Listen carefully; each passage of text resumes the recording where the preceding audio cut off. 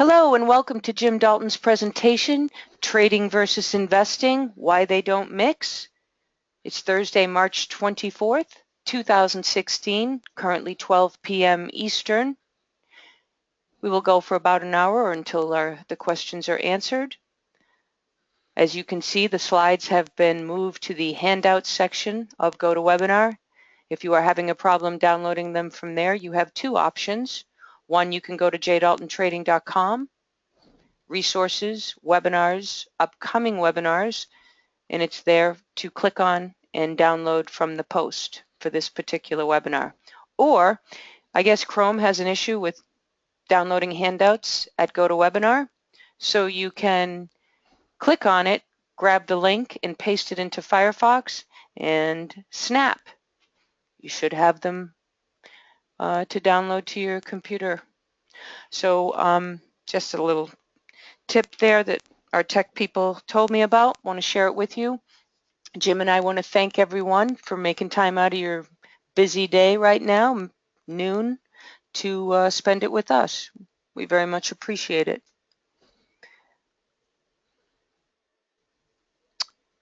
I believe that's all I want to cover. If you have any questions, please type them in. If we do not get to them, you can email us at jdaltontrading@gmail.com.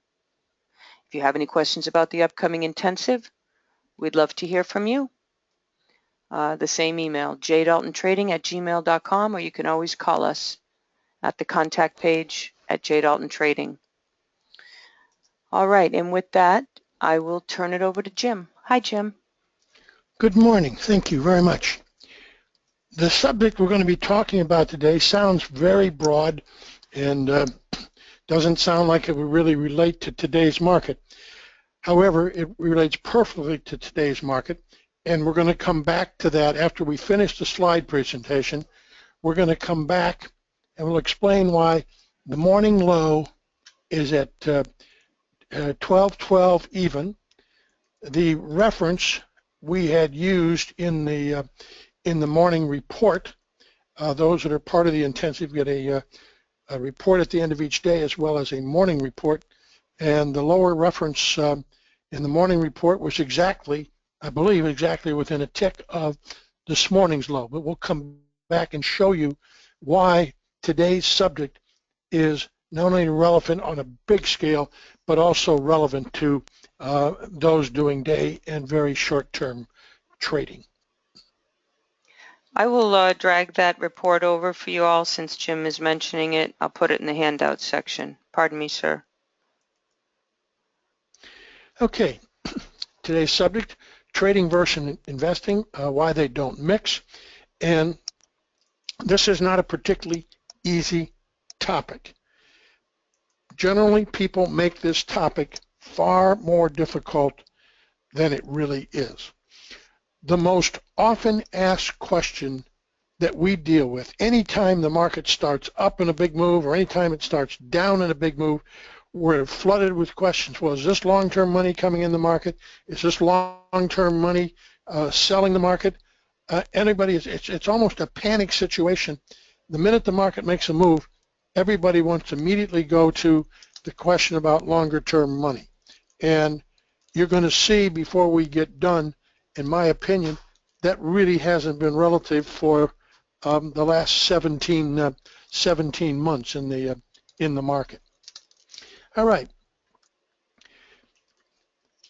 The reason that it's so important to understand if longer-term money is in the market or if it's trading money is because cognitive dissonance. Cognitive dissonance I describe as a dissonance of uncomfortable mental feeling between two conscious thoughts relating to today's market.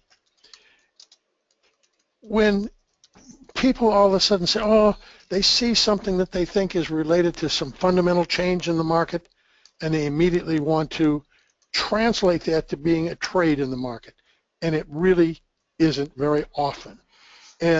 But that will give you cognitive dissonance, because if it doesn't affect, if some piece of fundamental information or one of these economic reports that comes out in the morning, the number itself may be positive or negative, but if it really doesn't affect the long-term trader in there, it's not going to have much impact on what we do as traders. But we'll come into that a little more down the road here. Let me talk about what investing is really based upon fundamental opinions related to the economy, individual securities, or a combination thereof. Traders very seldom are successful trading off of fundamental information. And that's where a lot of the cognitive dissonance comes in. You may see something that feels very positive on a fundamental basis, and you want to act on it. But at the same time, let's say short-term inventory is far too long, and you get a piece of fundamental information that you think is positive, and you try and act on it, and the market goes down. It may be because the fundamental people didn't care about the information, and inventory may already be long in the market. So the news comes out, it doesn't have an effect, and the market goes down.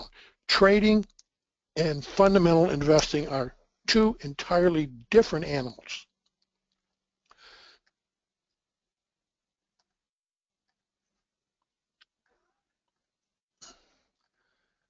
All right. Trading takes on several forms for these long-term investors. Some of these, from time to time, will be relative to traders. For example, longer-term investors will rotate out of sectors or industries into new sectors or industries that they feel are more attractive. In other words, they'll switch from one to the other. The important consideration here is that if the total investable dollars remain the same, there's no real change in the overall commitment of the long-term money to either buy or sell the market. That is a huge distinction. While they may come in and they may be selling financial stocks, and they may be buying retail stocks, and that may offer you a trade.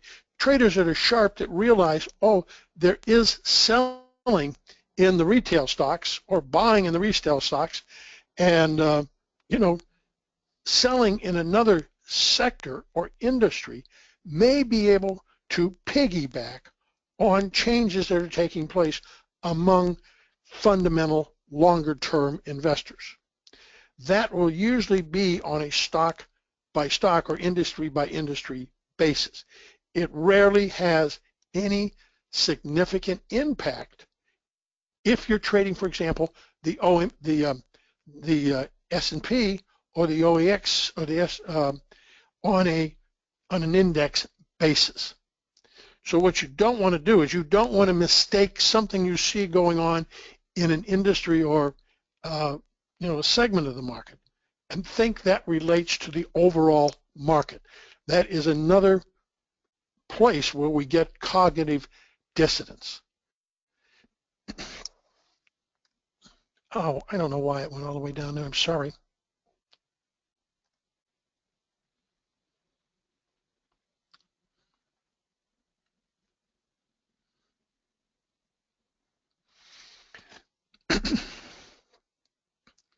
Okay.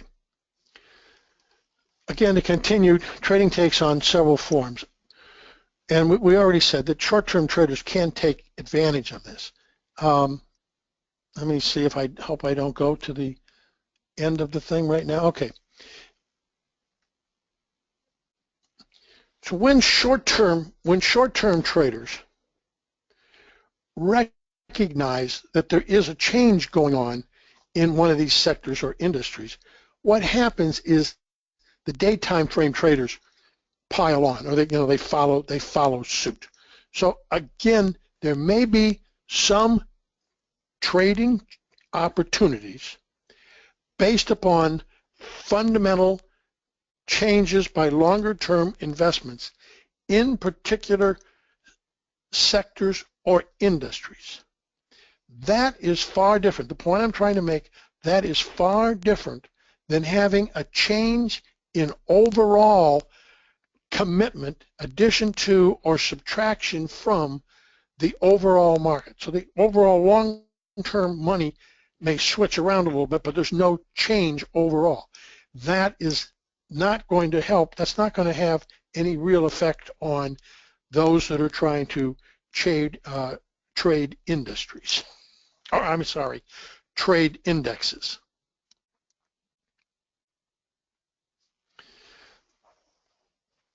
The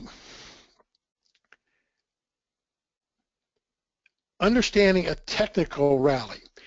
I put a piece out last weekend. We talked about it on the last webinar. And a lot of times we're going over this again because it is so terribly important. The market rallied from the 1800 level, and it's come up a tremendously long way. It's over, it's over 200 handles to the upside. The question is, was the rally based on a fundamental change in attitude by the more institutionally oriented or buy and hold longer term investors, or was it basically a trading rally? What we want to be able to do is understand who was driving that rally, who drove the rally from the 1800 level up to where it reached just recently, because that has a tremendous amount of influence on what happens going forward. As we move through this presentation, we're going to look very carefully at the signals that tell you if that was a technical rally or if it was a fundamental rally. The question a lot of people are sitting, my guess is, they're saying, who cares as long as it's a rally? We all should, if we are short-term traders, we should all care, because there's going to be fundamental differences in the trading opportunity that go with that rally or with that break, depending upon who was leading it. For example, if the rally recently from the 1800 level was led by a longer term fundamental change in investing, a increased commitment of long-term investment dollars to the market, then the chances are that that rally is going to have a lot of staying power. The pullbacks, when the market makes adjustments, are going to be nearly as great, and you're really going to be wanting to buy every pullback of any significance in that rally. If the market or the rally from the 1800 level was led by technicians, and in most cases that means that we are talking about momentum trading, because momentum trading is by far the most common form of investment or in trading. And the reason it's so common, it is the easiest for most traders to understand. That doesn't mean it's the most profitable. I'm simply saying it's the easiest to understand, because all you have to do is say, oh, price is going up and I'm going with it. And that will work in the early parts. It's a suicide trap in the later portions of that rally. But that's so important to know who is leading this rally. Two characteristics that help us make this assessment of volume and references. On a technically based rally, volume will generally be lower, and the references will generally be very mechanically traded. And that, we're going to see that when we started the presentation today, and I showed you that we had identified the early morning low to the tick or within a tick in the morning report. That was because I felt that the current rally has been technically based, and being technically based, more than likely it would go back to a fairly exacting reference. Technical traders are very visually oriented. Very visually oriented. They go to things they can see and levels that are very visual to them. fundamental traders or fundamental investors, a much better term, they have no idea in most cases where these levels are that technical traders find so attractive. From here on, I'm going to use live markets to focus on the point I'm trying to make in here. Like I say, it's not an easy point, but markets trade terribly differently if they're fundamentally based versus if they are technical in nature. When we look at these markets, the things we're going to use inventory. We're going to see if it looks like short-term inventory is getting too long or too high. We're going to look for excess and balance, the two most important concepts we deal with. Breakout, structure, references, psychological levels, exactly 2,000, or things of that nature. So let's take a look. I want to go, just give me just a second. We had another chart. I see it didn't make it. I had a chart in here, and I'm sorry I didn't catch it. It wasn't there this morning. It's there, Jim. There's go to your slides. Oh, the did it? thumbnails. Was it there? Yeah, go to your slides. The thumbnail on the left. It's grayed out. Just. Oh, okay. Well, let me go here. I turned that off. Let me go here for right now. What in the world?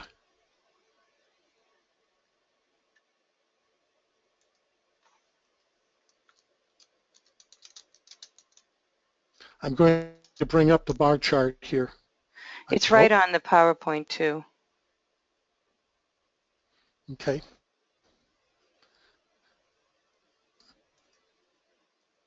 All right, I want to log in here, please.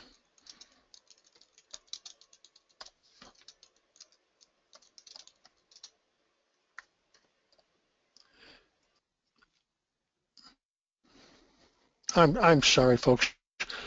Working out of a hotel room sometimes has its drawbacks. If you just call up the PowerPoint slides, you can at least show that slide while Thinkorswim is in the background loading, if you want. But it's right on the PowerPoint. I could show you. Let me stay right here for now.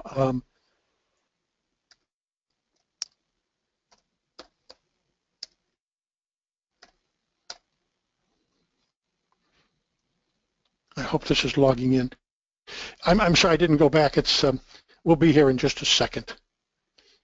What we're going is we're going to look at a monthly bar chart, and what we're going to see is that for the last 17 or 18 months, there has been no indication whatsoever that the longer-term money has been in this market.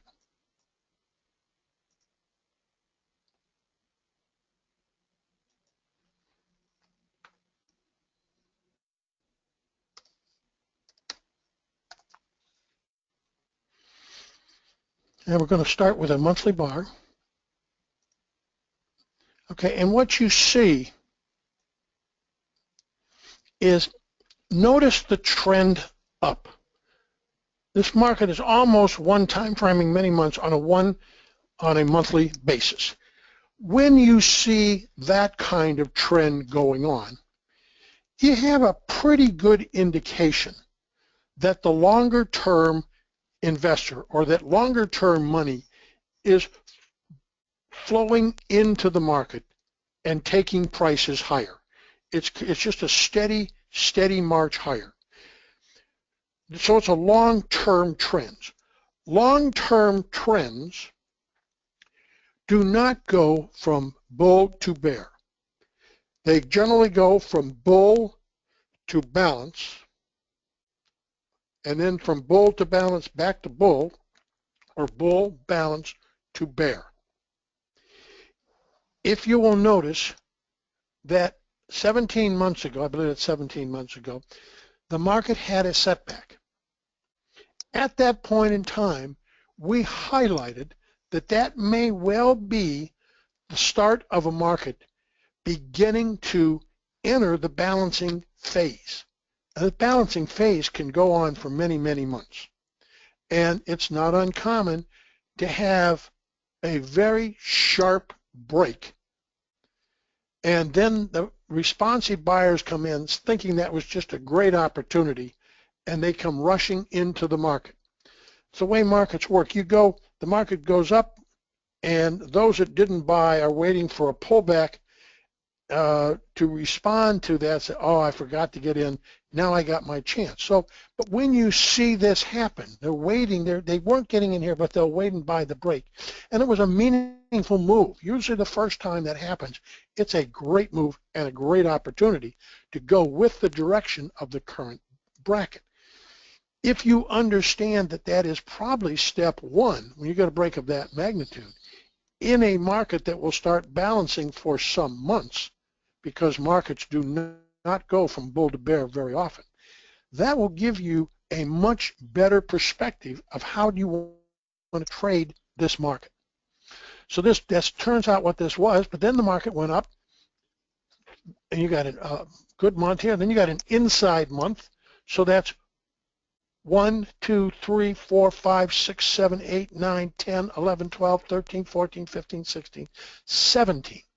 So the market then goes up and moves sideways and does almost nothing for months.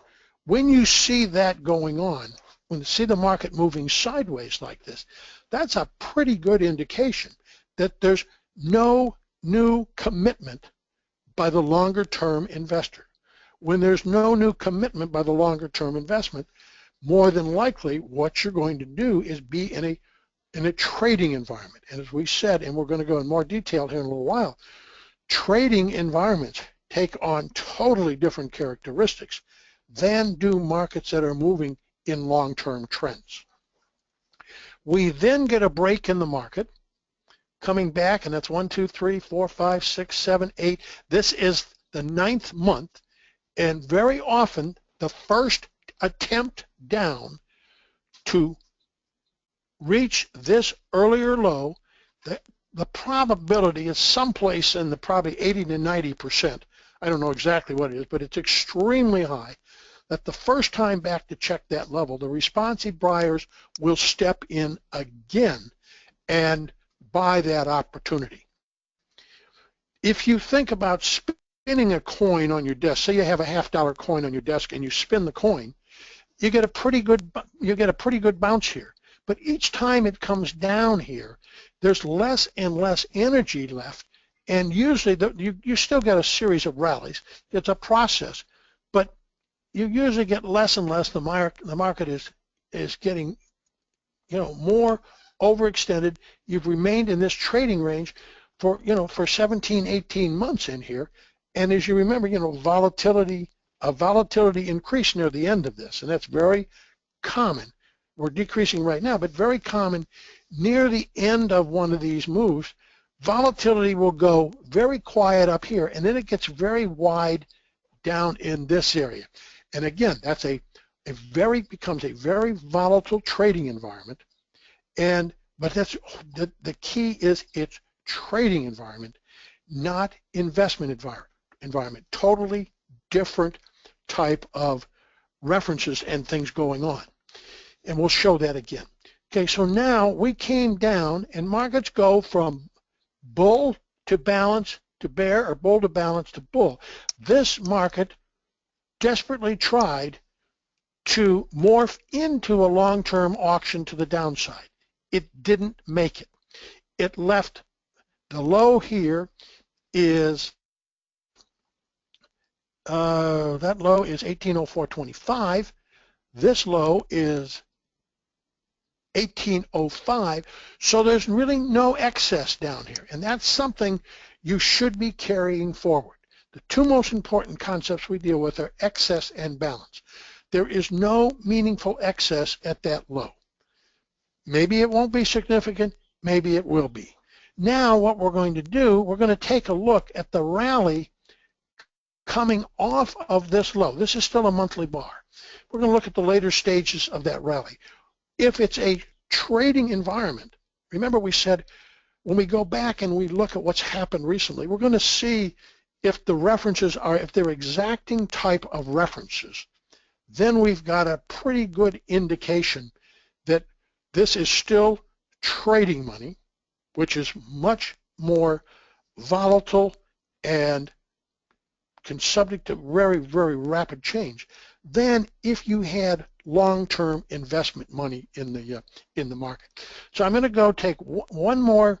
I'm going to show you some real markets, and then we're going to open this up for a series of questions. Well, it looks like I also somehow managed to lose window trader. Well, while I'm bringing this back up to go to the exact references, do we have some questions there, Julia?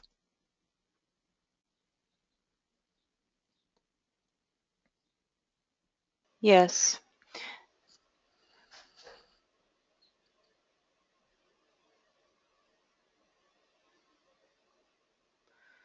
We don't have any questions. Patricia, it's at training.jdaltontrading.com, the chat commentary. You might be at the member site. You need to go to the intensive site, and I'll send you an email and we'll straighten that out. You're always welcome to call too. Do you think Jim could take a look at the structure of the dollar? I don't think Jim has I don't know if you have the dollar, Jim, on here. He has it No, on TD, but he doesn't have profiles. Why don't you give it a shot, Mr. Hamzi? Can I ask questions outside of the subject of the presentation?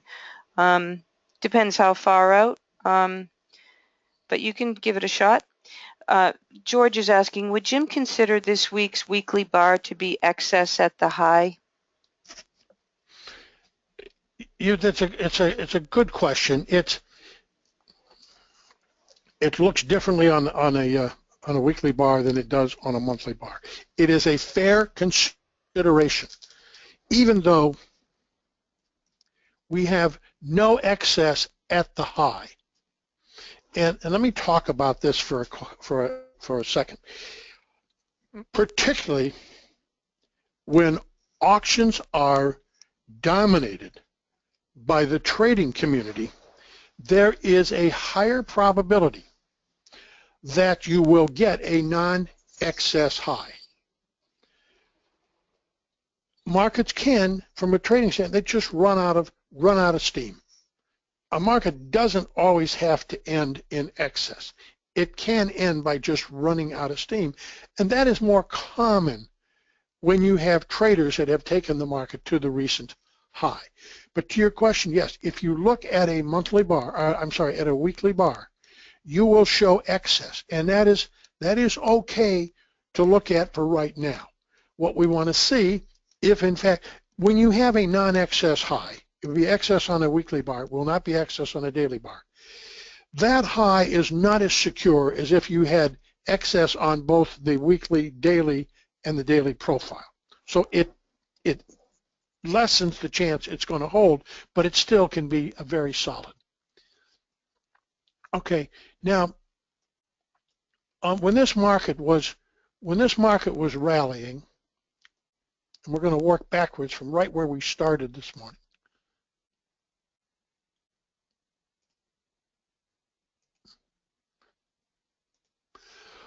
When this market was rallying, on the 16th, we had an afternoon pullback low that did not fill in the lower distribution. In other words, we had a double distribution day, a lower distribution, and then a new distribution developed late in the session. The market in the L period, I remember the day L period came down and looked like it was going to take this out, and it stopped on a dime. This becomes a reference. It's what we would call the afternoon pullback low. And that is, I mean, think about this. Longer term money would have no idea what that was, nor would they care. Who would care about a reference like that? It would be trading money. So traders, short-term traders, not only day traders, but short-term traders as well as day traders, they're very astute when it comes to looking at the very small pieces of the market. So they knew that this was the pullback low on the 16th. Now look at the low on the 17th. It goes one tick below the L period low right to the K period low, leaving that double distribution from the 16th. So again, this was a mechanical reference. This was a mechanical reference. A mechanical reference is described as something that goes exactly or within a tick or so of a previously identified reference. When I see references happen like that continually, that gives me confidence to, estimate that there is no real significant commitment or new commitment taking place by the longer term or more fundamental investor or trader. Now this morning, and those, once you make that distinction of who's controlling this market, it has all the significance in the world to how you're going to act as a day trader, how you're going to act as a short-term trader. When you have significant investment money coming into the market, you don't get this exactness. So once I know that I have the market that's being dominated mostly by traders in very short-term money, I'm looking at a whole new behavior. When we do the intensive, we got a section where we talk about psychology. One portion of psychology is self-understanding. The other is the psychology of those that we are competing against. Both are equally important. When I see these references, I understand the psychology of those we are competing against. So this morning, when we put out the morning report, the downside reference was very mechanical. It comes right along this line.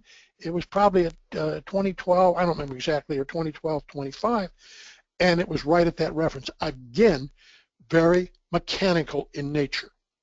So who do you think bought down there this morning?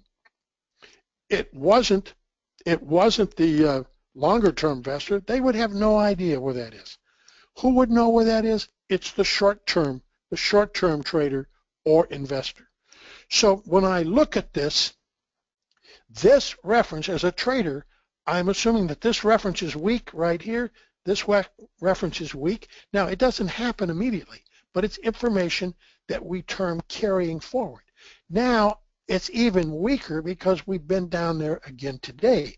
So my guess is before the day is over or next week, it's not going to be too long before we take out the 2012 level.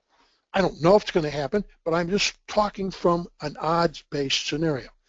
So pretty much when we look at these kind of references in the most recent rally, it's a pretty good indication that we do not have long-term investment money coming into this market, but rather we have trading money.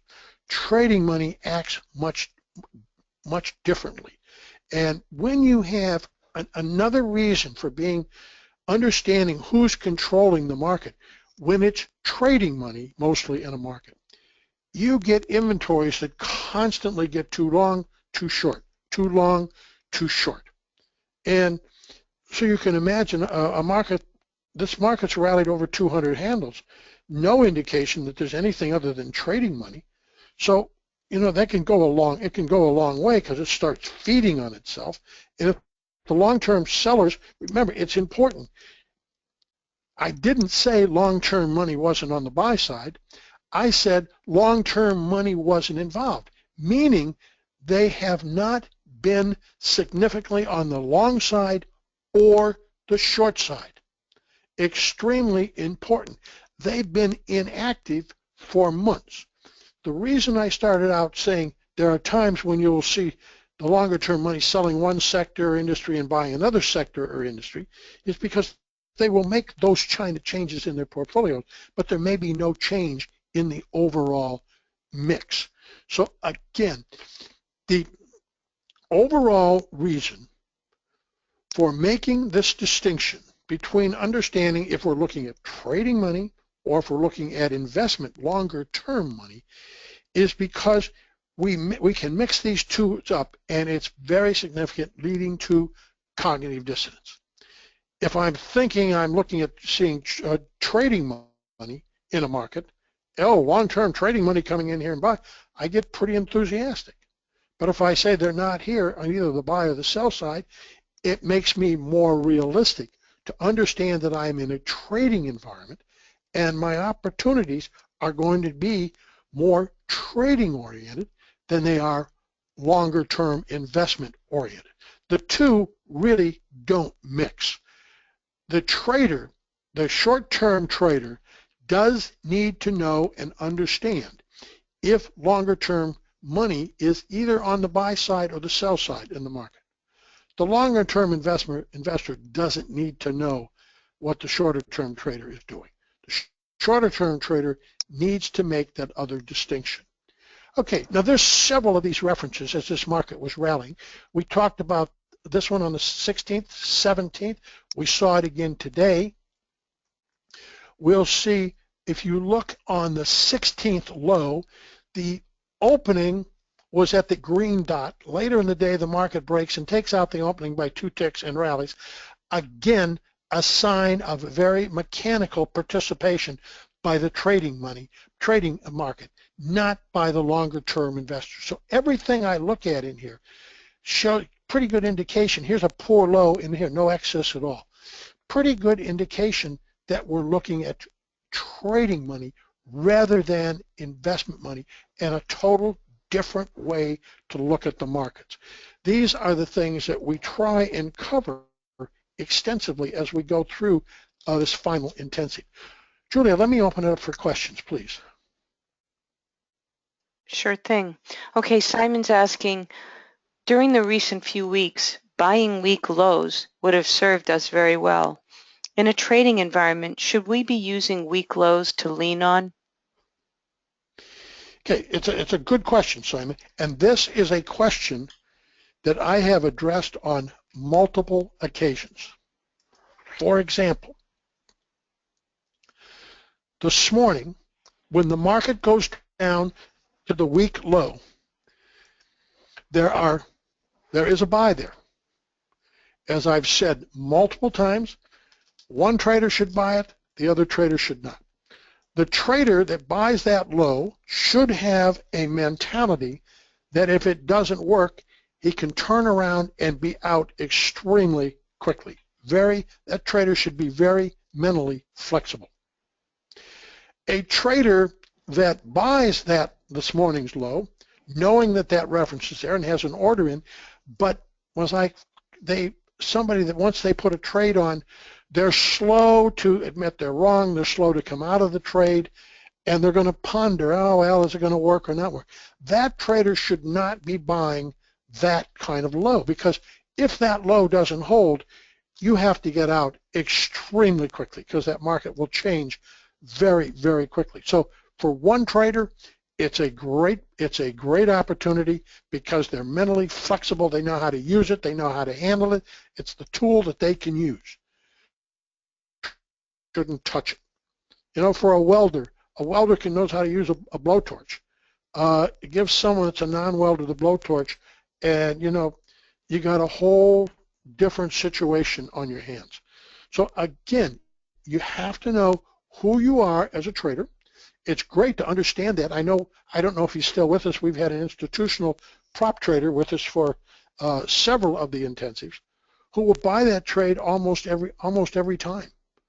But he's also very, very quick to be able to get out of it if it doesn't work. So Simon, I hope that is an answer to the question. It depends upon each trader's personality. Okay, additional questions, please. Okay, we have a question. If you could pull it down, Jim, so we could possibly see yesterday's action and what we're looking at with the gap today. Okay. Yeah. Maxim's got a question over there in UK, and coming at you, Maxim. How does Jim see today's gap behavior versus your gap trading rules? And everyone, the gap trading rules are on that report on the dashboard if you want to see them. Obviously, intensive traders have the report. It's 12:15 Eastern now, and all supports Rule 1, go with the gap. if the gap isn't filled quickly. Attempt to close the gap was on slow tempo and drying up volume, especially in the S&P. But in early afternoon, both the S&P and the crude spike up. How should I handle this information and when the original short bias should change? Okay, it's a great question. I got a similar question emailed to me before we started here, and the individual said, the question was, how do I handle conflict? So part of the conflict was that this was a poor low this morning, yet this market rallied. I'm going to make this a little bigger. I'm going to split this out. So the market rallied first period, B, C, it one time higher for 4 periods, came down to half back and then rallied again. And the question is, how do I handle this? The first thing, there was conflict this morning because the low wasn't any good. And then you get the market rallying for, the first couple of hours. And what was going on? First of all, you need to understand that overnight inventory was 100% short, or almost 100% short. So a lot of times what you do is you get a correction of that overnight inventory. If overnight inventory is too short, the market has to take care of current business first. And if inventory is too short, that's the current business. And so you've got a weak low that had high odds of being taken out. At the same time, you got a market that rallies for the first 2 or 3 hours. If you feel that conflict, you have no requirement to trade. And that's what I answered the one person. So many times where we get in trouble is we sit in front of the machine and we feel obligated to put a trade on. And we say, well, the information's conflicting. The market's going up for 2 hours. You watch it go higher, higher, higher. And, and then it comes down and you say, well, I don't know what to do. Well, guess what? There is no requirement to trade. And this was a very difficult market this morning. And there was no obligation to trade. Now, I elected to do it with puts. Because I saw this low, was this market rallied, you got the short covering early on, I elected to buy puts, but it's not a high probability trade because you don't have any excess at this high this morning. You don't have any excess from 2 days ago. So again, we've got a very low confidence market. We've got a market that is trading off of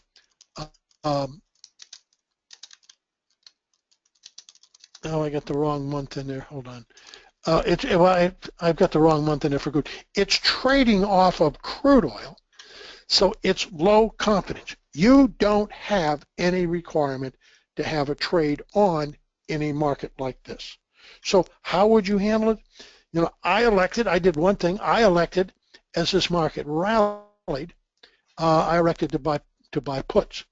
But I'm certainly not in love with the trade. But I have no obligation. I feel no obligation to have a trade on in these environments. Mechanical low, trading off another market, pre-holiday. Just the important thing is that you don't have to trade. Okay. Yes, Tony has a question. I got Andy and Tony lined up. Give me a sec. From Tony, this rally has been dominated by short-term trading money. Why would you think that the morning low would be revisited since the short-term traders who are in control quickly bought it up? There is no long-term money that will push it through. Okay, so the first thing is a great observation. The second is it's been 1, 2, 3 times. So 3 times it's down there. The longer it goes, it's what I call the exponential effect, is that it's weaker and weaker and weaker. We use the concept of the semi-permeable membrane. Every time you hit a membrane, it weakens. It's now been down there 3 times. As I look at that, it's an indication that it's a weaker reference. the fact that we rallied early, removed some of the short covering. And remember, when you take short covering out of a market, that can weaken the market. Again, I don't know if it's going down there or not. I felt, at least in my thinking, I felt that there is still a tremendous amount of weak, long, laggard money that has bought the rally late. Remember, this market rallied from 1800, and look at this, after coming from 1800, at 2012, look at this huge rally you get. To me, that's an indication of laggard money coming in the market, meaning, these are finally the last people in. Finally the last people in, and then the momentum carries it higher. You carry higher for the next 3 days, but value is basically overlapping for 3 days. You got very little carry through. So I'm sitting there saying, my guess is that we've got an awful lot of very long, weak money in the market, trading money in the market, momentum traders in the market. And I'm sitting there saying, I'll take this chance today that if they rally this market, we come back and squeeze some of that inventory out. Whether they do or not, I don't know. But it's just a personal choice. But the big thing to me is it was down there 1, 2, 3. So I think it's a questionable, relatively weak reference at this point. Okay, other questions? Yeah, I think it's a matter of time frames too. You buy it because everyone's buying it. You're a short-term trader. It goes up, no follow-through, you're out. Whereas Jim's time frame may be a little expanded. Yes. And also the point is the gap rule number 3. If the gap is not filled and value is at least overlapping or lower, the odds of a late day move or later day move in the direction of the gap are increased. I don't know if you want to counter that, Jim, but just to mention that before we move on. That really wasn't how I intended when I made up that rule. It really wasn't intended for this situation. It was more intended when the gap was filled and we got into the previous day's range. But as the day grew, went on, value wasn't going to be at least unchanged or overlapping. At that point in time, then I thought the longs might liquidate. Okay. But this is clearly a gap, and remember, a gap is a form of excess. So when you have this gap, consider this to be all single prints in here. Single prints, that is a form of excess. A gap, another rule we haven't talked about, a gap can substitute for a non-excess high. And sometimes when you have a non-excess high, followed a day or a couple days later by a gap, sometimes that is even more significant than having had excess the first time up there. So, the other thing to take, when you see a market like today, and 3 times we've gone to that same reference, that also tells you, when we first started this discussion, that I haven't seen longer-term money on either the buy or the sell side. If there were longer-term sellers, you're not going to come down to those exact references. So again, it comes back to confirm to me that I'm more than likely looking at a trading environment. Even though people say, that's nuts, Jim, this market's moved, 250 handles. One of the things that we will find if we go back to this longer term chart, this monthly chart in here, intermediate term traders, markets go from long-term traders to balance. Intermediate term traders are those traders that trade within that trading range following a longer term move. So the long-term traders are the longest, either buy on the sell side. They generally buy and hold for a considerable period of time. Intermediate term, let me change it, and Julia corrected me this morning. Investors are usually the longer term people committing to the market for an extended period of time. Call those investors. Now we have another category that's called intermediate term traders. Intermediate term traders can be quite large. They can have a lot of money, they have a lot of equity, but they are more oriented towards moving in and out of markets. They do what we call intermediate term trades. So the move from here to the high, back to here, those are typical intermediate term trades. Those are the domain of the intermediate term traders rather than investors. They're looking for broader swings, opportunities that they're willing to sit with, maybe sometimes for some months. They're not like day and short-term traders when they run out very quickly. Short-term traders have a tremendous amount of money. Some of these accounts will be $1 billion, and they use a lot of leverage. So you've got the short-term traders, which can move a market significantly. They can help move the market from one extreme to the other within these trading range, along with the intermediate-term traders. The day-time frame traders, they generally are piling on to what the short-term traders are doing.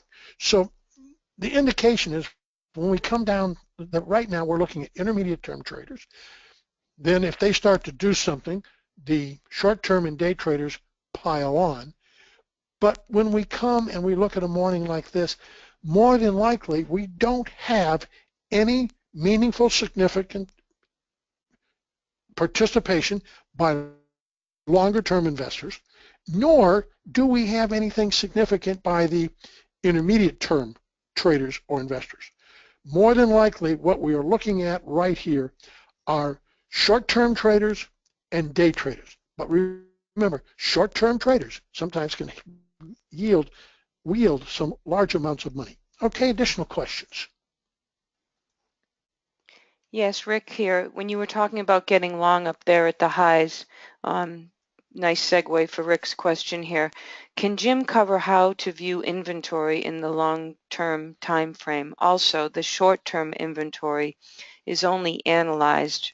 Is the short-term inventory only analyzed from the overnight session? Hopefully, Rick, you got that it's not when he was talking about those profiles up at the highs. But Jim, can you address that question, please?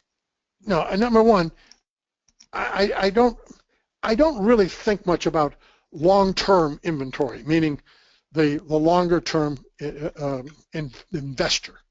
Yeah, sometimes that they will, sometimes they will start to liquidate, but it's usually because they don't like the market rather than their inventory got too long. I mean, sometimes it's kind of a fine point in there. If the market really seems to be very toppy to them, they may start raising cash. Liquidation to them is different than what it is to a trader. To a trader, it's usually actual inventory.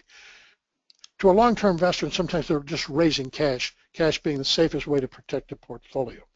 But when you're talking about the intermediate and short-term trader inventory, it really is something, let me take the intermediate short-term inventory first.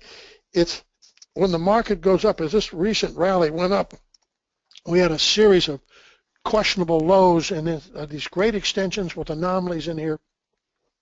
That's usually a pretty good indication to me that inventory, both the short-term trader and the day trader and even some of the intermediate, is getting very long, and you're seeing they're getting very little follow-through after this.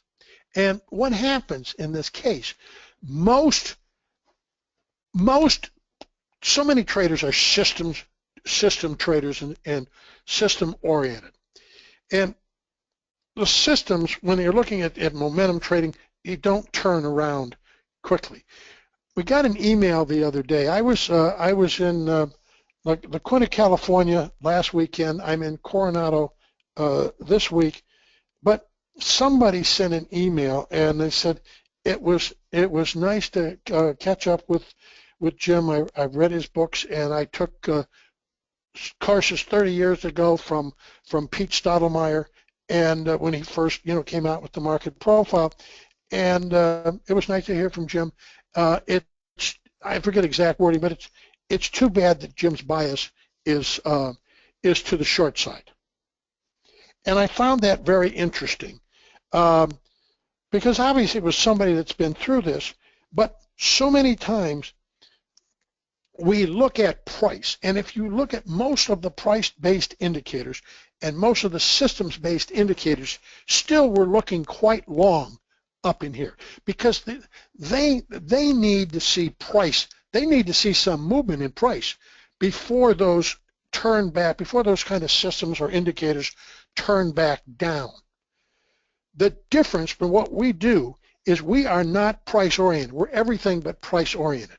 We are value oriented, and with that we are looking at volume. For example, a week ago Monday was the lowest volume of the year. So here's this market making new highs, and we get the lowest volume of the year. Now there were people, even the market, crept up a little bit, but you had people coming on TV saying, "Oh, volume doesn't make any difference, only price matters." I'm looking at, okay, we have a total different view in how we look at markets.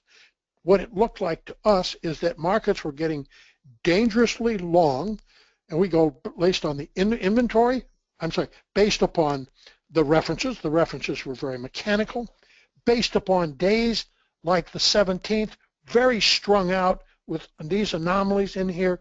It wasn't a smooth upward thing. And then you're getting up here, and the market's trying to go higher, and it's pushing a little higher, but basically no real change in value.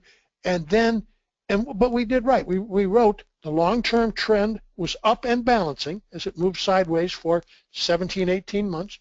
Intermediate term trend is up, and coming into yesterday, we had the short-term trend was up too. So we don't, we're not oblivious to the trend. Now, what I wrote last night is that long-term trend remained up and balancing, the intermediate term trend remained up, but the short-term trend turned down yesterday. And why? Not just because it was lower value, but we did look below. We've been following this balance. We started with a one-day balance, two-day balance, three-day balance, and yesterday we broke below the three-day balance. So at that point in time, I said the short-term trend has turned down. So I mean, we're looking at a lot of things as we go in this. And now, but if this market does trade to the downside, we'll fully evaluate that, because sometimes all you get is a correction to the recent rally. Once that correction is out of the way, the market turns back up and goes for new highs. So much of what we do is put the trade on, and how do you monitor the trade for continuation? So far, this little correction over the last 2 days is not terribly impressive on the downside. So it is tempering some of my thought that the market was overdone on the upside. But what's important is monitoring for continuation and attempting to be objective throughout all of the analysis that we do. Okay, another couple questions. Yes. We have a prominent point of control on the 23rd at 2032 above the gap, followed by the gap today. What are the odds of testing that prominent POC from yesterday? I have no idea what the odds are. However, as I put this information together, I have a poor high, I have a prominent point of control, and this may be a very prominent point of control. As I just said, I'm not terribly impressed with the way this market is breaking to the downside. Again, we take all that information into account. Coming out with exact odds, I can't come out with exact odds, but the standard argument I use is, sometimes you have to ballpark these things. When I drive on dry pavement, I know the odds are different than if I drive on ice. I don't know exactly, how great the odds are when I drive on ice versus dry pavement. I just know they're greater. And that's what we do more than anything. But I will say right now that the current break in the market is not terribly impressive. Okay, last couple questions. Yes. Wasn't the tight developing lower value today with a consistent POC developing the GPS clue for the morning? Bill's asking that, Well, it's the markets are always trying to find a place where two-sided trade can take place. And so far, that's what the market's found. But remember, everything has to be viewed in context. The market's closed tomorrow. It's a long weekend. And, there's not a there's not a lot of serious money. A lot of the serious money is not around today. So, you've got to always put it in context. Now, if you look at this another way, okay, you say, okay, the low was made early in the morning. So the attempted direction today, I'm going to call up, the low was made early in the morning. The market's trying to go higher. So far, all I've seen is some short covering. I haven't seen anything more significant. But, but do keep the context that this is markets close tomorrow. It's a long weekend. There's not going to be a lot of serious commitment one way or the other. Okay, final question or two. What would Jim give more weight to in terms of the profile structure? The two back-to-back poor highs or the numerous weak references below?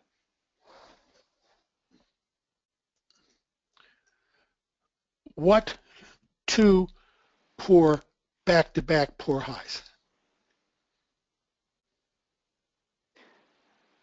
I think I know what you're talking about.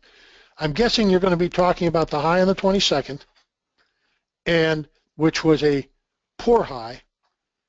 The high yesterday was a weak high because it was just a tick short of half back. And if that's what you're referring to, I'm going to equally weight. I'm going to give a little bit more weight to this mechanical level right down here at the 2012 level. But what I would be looking very closely at is if the 2012 level was taken out and there was no downside follow through, then I might reach back and put more weight on the highs in the last 2 days. Final question. Do short-term traders have a directional bias, or are they just as ready to push a market higher as they are to push it lower? It's an excellent question. And remember, they don't fall into one either or category. There's a tremendous difference in short-term traders. There's short-term traders that are just looking for very short-term opportunistic moves in the market, and there's others that some will hold it for 2 or 3 days. There's others that will hold a position for for several days. So there's no exactness to be able to define that. Generally speaking, short-term traders, which have a lot of money, are very opportunistic, and I think when there's something major going on, they tend to act in concert. I'm not saying that officially, but they tend to act in concert, and that's a lot of where their strength comes from. They get a market moving, and they figure out this is what other people of like size are doing, and they get some piling on. And they tend to be a little earlier than the average trader. Mm-hmm. Okay, one more question, and I'll do a commercial. We don't see a whole lot of selling from mechanical references since breaking out of balance, unlike we did on the way up. Does this add to Jim's feeling that this move down may be just a pause and rebalancing of inventory before resuming an upward short-term trend? It is certainly a consideration. It's certainly a consideration that, again, remember, the market hasn't come off very much. Most of the systems are still going to be oriented towards buy every pullback. That's what so many of these momentum traders and systems that are based on price, they're buying every pullback. So it's a little early to know. Sometimes you get below, say, this reference. That's right. I think this 1212 reference, and particularly the 2000. If all of a sudden, it's very quiet, all of a sudden you get below that and you see an acceleration. You start to see an acceleration in volume. Then I'll say, wait a minute, we're going lower. You get down there and the volume, you push through there and you get a lot of price probe to the downside, but there's no volume, then the odds change pretty quickly that we can go back up and test these highs again. I am not impressed with either the upside or the downside currently. And markets do balance sometimes. As we saw up here, we had a balancing day. Then we had another balancing day where, it traded both sides of this balance. Then we had another day that traded both sides of this balance. Early, there was two things. Early in the morning, When the market re-entered this range, one of the rules for trading balance, if you look below balance and fail, the price objective becomes the opposite extreme of that balance. Well, it made this. I didn't really think it was going to do that, but it did make it up here. Now, late in the day, the market looked above and it came back into balance. And what I wrote for following the day on the 22nd when it broke, that we had another failure at the high end of value, that the destination trade once again became the opposite extreme. And you know, so it on this day it came in, went up and above. When above came back in, now setting the destination trade to the opposite extreme, which it did, you know, on yesterday. So again, we're in a trading environment. I think there's a lot of uncertainty, and sometimes, you know, you just let the market play out because it is a trading environment. Let me say thank you. And can we just ask one more question from Mark? Of course. Thank you, and then we'll let you go. Which trend do you place the most emphasis on? Depends on what my time frame is. You know, I have an investment account, I have a trading account. In my trading account, since I tend to be, you know, a day trader, just a day or two, you know, I look very closely at the shortest term trend. But if I'm shorting the shortest term trend, you know, is it something that's going on within an intermediate term trend?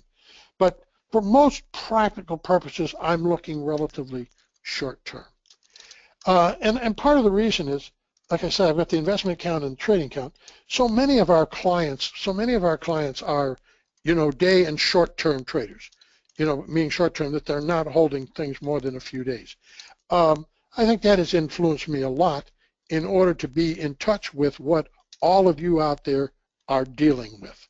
So I think that's just been very important to me, because it's important that we, you know, a lot of times if you're looking at too long in trades, I don't have the appreciation of what your needs are and what you're doing out there. Now, but I don't go down to those traders that are trying to do, you know, 10, 12 trades a day. I think that's a very difficult task, and I don't go down that low. I'm looking for 2 or 3, maybe 4 good trades a day. All right. Quick question. I'm sorry, Jim, just a couple, or one on the NAS that I think it would be good for everyone to hear your response. The NQ, NASDAQ, never seems to follow the auction principles like the S&P does. Do you have any comments? Thanks, Venkata. No, it does, but it's not as, the references aren't as exacting. And the reason they're not as exacting is because the traders that make up the NASDAQ community overall tend to be, in my opinion, smaller traders, more aggressive, volatile trading overall. The references still work. They just tend to overrun it a little bit. So I've noticed that, but I think it's a great observation, and it doesn't have the exactness to it.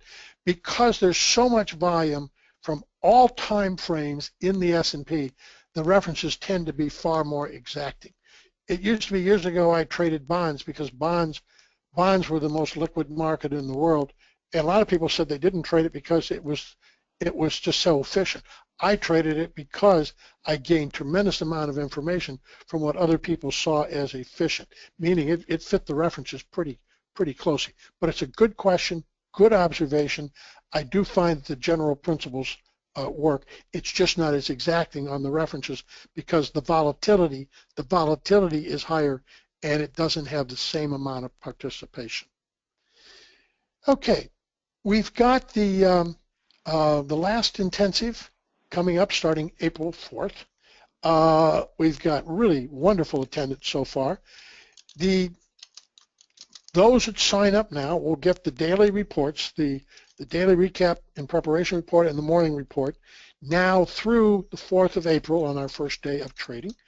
Also, I will do some limited chats throughout the session, and we will also have some webinars that are not officially part of the intensive, but they are webinars in order for people that aren't as familiar with what we do, or people that just want to, brush up a bit.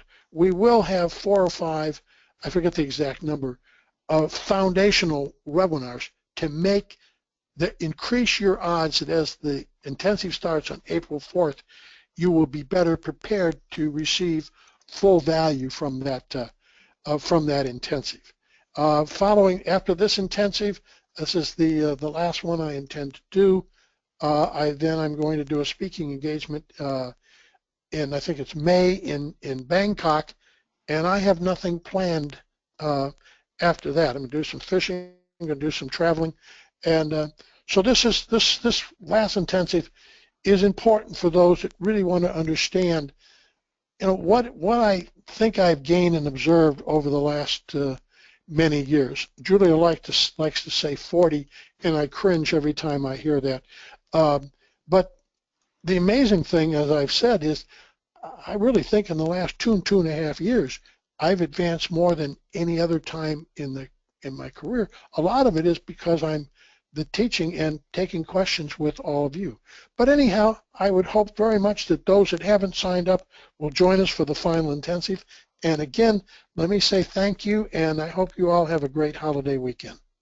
Okay, great. Thank you, Jim. And thank you, everyone, for being here and great participation and questions. We appreciate that very much. We will be back on Tuesday, March 29th, and then we have another public webinar on Thursday. So check our upcoming webinars at jdaltontrading.com. Also for intensive traders, we are having 2 educational sessions, pre-intensive webinars next week. We'll be emailing that to you, but just so you know for your schedules and all. They will be recorded. All our webinars are recorded. And this is being recorded. We'll have it up on jdaltontrading.com in the next hour and on YouTube and Vimeo. Okay, thank you everyone very much. God be with you and have a wonderful end of week and holiday weekend. So long.